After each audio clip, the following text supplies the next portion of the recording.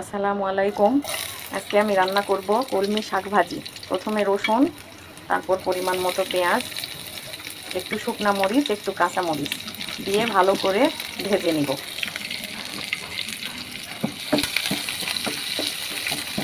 একটু ভাজি লাল লাল করে নিতে হবে।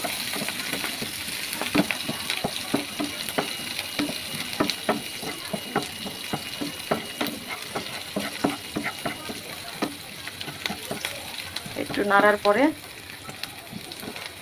কলমি শাকটি দিয়ে দিতে হবে।